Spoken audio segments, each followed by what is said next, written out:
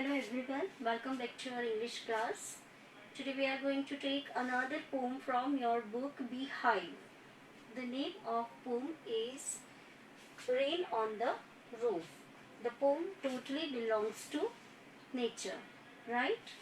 The poem is written by कोइट्सकेनी, right? कोइट्सकेनी जो है वो इसके राइटर हैं. उन्होंने इस पोम को लिखा है and it belongs to nature. So as you all see, before we start the poem, as you all see, when the rainy season come, you people enjoy a lot. जो rain है वो आप सभी को क्या कर देती है, बहुत ही उत्साहित कर देती है. You people feel fun, right? So यहाँ पर जो आपके पोइट हैं उन्होंने अपना एक्सपीरियंस जो है प्रकृति को लेकर के, स्पेशली रेनी सीजन को लेकर के, रेन को लेकर के उन्होंने यहाँ पर आपका एक्सप्लेन किया है. सो बिफोर वी स्टार्ट, यहाँ पे बोल रहे हैं when the sky is covered with dark clouds and it start raining. हमें कब पता लगता है कि बारिश जो है वो आने वाली है? जब हम देखते हैं कि जो ऊपर आसमान है वो क्या हो जाता है, काले बादलों से भर जाता है. जनरली जो स्काई है वो स्काई ब्लू कलर का रहता है, लेकिन जब आप देखते हो कि जो क्लाउड्स हैं अगर वो बहुत काले हो रहे हैं, देन यू गेस कि अब क्या होने वाला है, बारिश आने वाली है.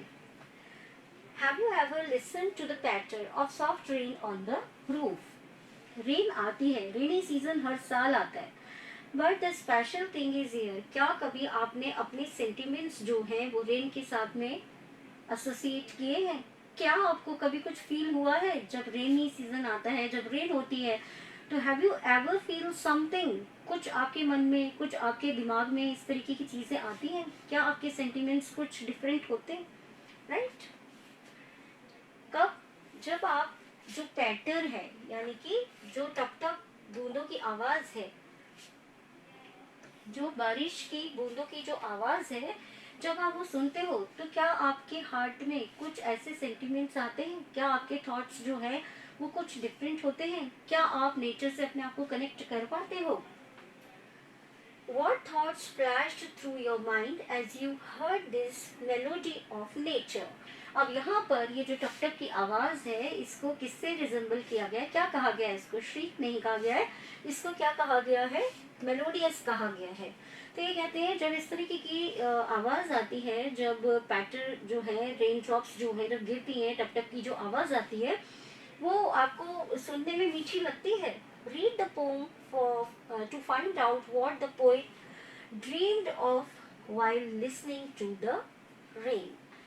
यहाँ पोएम में आपको पोइट जो है वो ये बता रहा है, वो कह रहा है आप इस कविता को पढ़ो, कितने तरीके के विचार, कितनी चीजें जो है वो पोइट के दिमाग में आती हैं, किस तरीके से वो अपने सेंटिमेंट्स जो है उनको नेचर के साथ में कनेक्ट करता है, राइट?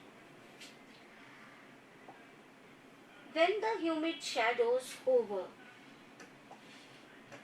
यहाँ पर humid का मीनिंग हो गया नमी, राइट? आपने देखा है ना कि थोड़ी सी ह्यूमिडिटी जिसको कहते हो, आपने सोशल साइंस में भी पढ़ा है. तो ह्यूमिडिटी एंड शेडोज यहाँ पर यूज किया जा रहा है क्लाउड्स के लिए, right? Shadows means clouds. Hover यानी कि मंडराना. जब काले बादल जो है वो आसमान में मंडराते हैं, इन जनरल तो ऐसा नहीं होता, it comes in a particular season which is called rainy season, right? तो ये कहते हैं जब नमी वाले बादल आसमान में मंडराते हैं, यानी कि वाटर लोडन क्लाउड्स, वाटर लोडन होते हैं तभी तो वो बारिश करते हैं. ओवर ऑल द स्टेरी स्फीयर, स्टेरी मतलब तारों भरा, पूरा जो तारों भरा आसमान है, जो तारा मंडल है वो स्फीयर. स्फीयर इज कि पूरा जो हमारा यूनिवर्स है, ऊपर जो आसमान है हमारा, जो तारा मंडल है, जब वो पूरा किससे भरा हुआ होता है? ह्यूमिड शैडोज, क्लाउड से जब भरा हुआ होता है. And the melancholy darkness, melancholy मतलब हो गया उदास, ठीक है? ऐसा फील होता है. वो जो वेदर है, जब वो डार्क क्लाउड्स आते हैं तो जरूरी नहीं है कि कई बार ऐसा भी लगने लगता है चारों तरफ दिन में ही अंधेरा हो जाता है, तो सम टाइम ऐसा लगता है कि ये कुछ उदास से बादल हैं, राइट? तो ऐसा कहा जाता है कि ये जो मेलंकली डार्कनेस है, ये जो अंधियारा है, उदास अंधियारा जो है, जेंटली वीप्स इन रेनी tears। ये किस रूप में आता है बाहर? ऐसा लगता है कि जो अंधकार है, उदास अंधकार है, वो बारिश के आंसुओं के रूप में टपक रहा है, नीचे आ रहा है। ऐसा लगता है हमें कि ये जो काले बादलों का, ये जो उदास बादलों का जो वो है, वो रेन के रूप में, बारिश के रूप में उनके जो टीयर्स हैं वो बाहर आ जाते हैं। ठीक है, तो यहाँ पर आपको जो आपका पोइट है वो किससे कनेक्ट कर रहा है? आपकी नेचर से कनेक्ट कर रहा है, आपको प्रकृति से कनेक्ट कर रहा है कि हम बहुत से विचार जो हैं अलग व्यक्ति के मन में अलग तरीके के आते हैं। यहाँ पर इन काले बादलों को देख करके, ह्यूमिड जो शेडोज है, इनको देख करके कवि के मन में क्या आ रहा है? ऐसा लग रहा है जैसे कि ये जो उदास अंधकार है वो बारिश के रूप में आंसू बनकर बह गया है। What a bliss to press the pillow of a cottage chamber bed and lie listening to the patter of the soft rain overhead। ऐसे समय में जबकि बादल जो है वो बारिश के रूप में नीचे आ रहे हैं, ऐसा लग रहा है कि वो अपने टीयर्स जो है, अपने उदासीनता जो है उसको खत्म कर रहे हैं। ऐसे समय में तकिए को अपने सर के नीचे दबा करके एक बहुत ही अच्छी फीलिंग जो है वो आती है। वो कहता है कि बड़ा अच्छा लगता है जब आप क्या कीजिए, अपने कॉटेज में अपने बेड पे लेट जाइए, अपने पिलो को अपने सर के नीचे दबा लीजिए और क्या सुनिए, किसका आनंद लीजिए? Patter of the soft rain overhead. ये जो टक टक का जो म्यूजिक बज रहा है, प्रकृति जो नेचुरल साउंड क्रिएट कर रही है जो कि बहुत ही मेलोडियस है, तो इस संगीत को सुनिए, इन सब में बड़ा मजा आता है, right? In next stanza, every tinkle on the shingles has an echo in the heart। The meaning of shingle is, shingle जो है इसका मीनिंग यहाँ पर क्या है? छत पर जो रूफ टॉप पे जो टाइल्स लगे रहते हैं ना, टाइल्स एट द रूफ, तो रूफ पर जो टाइल्स लगे रहते हैं उनकी बात हो रही है कि जब उन रूफ टाइल्स पर ये टप टप पैटर जो है जब ये गिरते हैं तो ये क्या करते हैं, हृदय में एक ध्वनि जो है उसको दुगना कर देते हैं। ऐसा लगता है कि गूंज रही है, उसके हृदय में ये म्यूजिक जो है वो गूंज रहा है। तो यहाँ पर भी जो आपका पोइट है वो आपको क्या बता रहा है कि प्रकृति जो है उसका जो नेचुरल साउंड है वो इतना मेलोडियस है। यहाँ कोई इंस्ट्रूमेंट तो है नहीं, बट इंस्ट्रूमेंट का फील कैसे आ रहा है कि जो शिंगल्स हैं इनके ऊपर जब वो पैटर आ रहे हैं तो उनसे बहुत ही सुंदर ध्वनि जो है वो निकल रही है और ऐसा लग रहा है जैसे कि वो हृदय में गूंज रहा हो, बार बार वही आवाजें, मेलोडियस आवाजें जो है वो सुनाई दे रही हैं। And 1000 dreamy fancies into busy being star. ठीक है, कल्पनाएं, ड्रीमी फैंसीज, कल्पनाएं, स्वप्निल कल्पनाएं। यहाँ पे कवि बता रहा है हम इतने बिजी होते हैं कि हमें अपनी लाइफ में प्रकृति की तरफ देखने का समय ही नहीं रहता, लेकिन जब चूंकि रेन है तो it's quite impossible to go out, और जब अपनी छत के नीचे पड़े पड़े इस मेलोडियस साउंड को सुनते हैं तो हमारा जो दिमाग है, हमारा जो दिल है वो क्या करने लगता है, असंख्य ड्रीमी फैंसीज, असंख्य कल्पनाएं जो है वो करने लगता है। इतने बिजी स्केड्यूल में हमें प्रकृति को एंजॉय करने के लिए समय मिलता है, right? And 1000 recollections weave their ear threads into woof। अब ये कहते हैं और बहुत से ताने बाने, the meaning of woof is ताना बाना, बहुत से विचार जो हैं वो बुनने जाते हैं। कब? जब हम बारिश में अपने घर में पड़े हुए, अपने चैम्बर में बेड पे लेटे हुए, पिलो को नीचे दबा करके जब बारिश की बूंदों की धुन जो है उसका आनंद ले रहे होते हैं, दैट टाइम हम एकदम रिलैक्स होते हैं, हम पूरे तरीके से नेचर में खोए हुए होते हैं।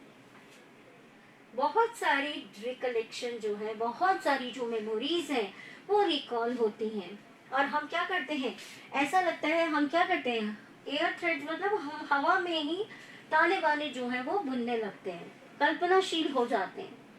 डू वी गेट टाइम, जब हम अपने बिजी शेड्यूल में होते हैं तो हमें इतना समय ही नहीं होता कि हम अपनी कल्पनाओं को जांचें परखें, अपनी कल्पनाओं में उड़ें।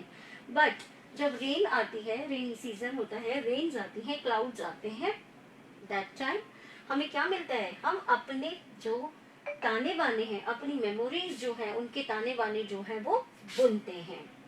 As I listen to the patter of the rain upon the roof, यहाँ पे woof and roof ये आपके राइमिंग वर्ड्स है, राइट.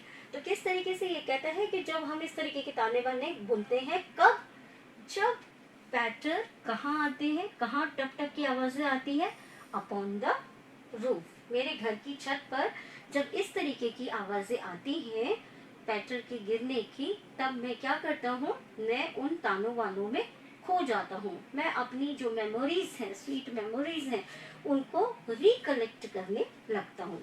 ऐसा कहता है आपका poet. Now in memory comes my mother. वो कहता है अब मेमोरी में कौन आती है, मेरी माँ. मेरी माँ जो है वो मेरी यादों में आ जाती है. As she used in years agone, agone मतलब काफी समय पहले, काफी वर्षों पहले, to regard the darling dreamers, ere she left them till the dawn. वो क्या करती थी, वो समय से पहले उठ जाती थी. ere is पहले, वो डाउन इज उषा काल, यानी कि जब भोर होती है, राइट, जब सूर्य उदय होता है. तो बताते हैं कि अब उनको अचानक अपनी माँ की याद आ गई और उन्हें ध्यान आया कि वो सवेरा होने से पहले ही उठ जाती थी. और वो क्या करती थी, Oh, I feel her fond look on me as I listened to this refrain. वो कहती है, एक तो वो उषा काल से पहले ही उठ जाती थी और वो हमें सपने में खोए हुए देख करके वो क्या करती थी, हमें निहारती रहती थी. एंड शी फोन्ड, उन्हें बहुत ही प्यार आता था, वो बड़े ही प्यार से क्या करती थी, वो हमारी तरफ निहारती रहती थी. जबकि हम क्या कर रहे होते थे, हम उनके बहुत ही डार्लिंग ड्रीमर्स होते थे. उन्हें लगता था कि वो अपने बच्चों को देख के खुश होती थी कि मेरे बच्चे जो है वो सुहाने सपने जो है वो देख रहे हैं, राइट.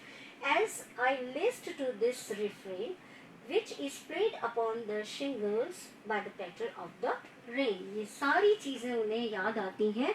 अपनी माँ का जो स्नेह होता है वो उन्हें याद आता है. कब, जब ये पैटर जो है वो सिंगल्स जो है आपके उन शिंगल्स पे गिरती है और टक टक की आवाजें करती हैं. तो यू कैन सी हियर कि यहाँ पर जब रेन आ रही है, दैट टाइम जो आपके पोएट हैं उन्होंने वो बिल्कुल एकदम फ्री हो गए. इतनी बिजी लाइफ से उनको कुछ समय मिल गया, जबकि उन्होंने क्या किया, अपने बारे में बहुत सी अपनी मेमोरीज जो है उनको रिकॉल किया और वो नेचर के करीब पहुंच गए. उन्होंने एंजॉय की मेलोडियस धुन और उन्होंने एंजॉय किया नेचर, राइट.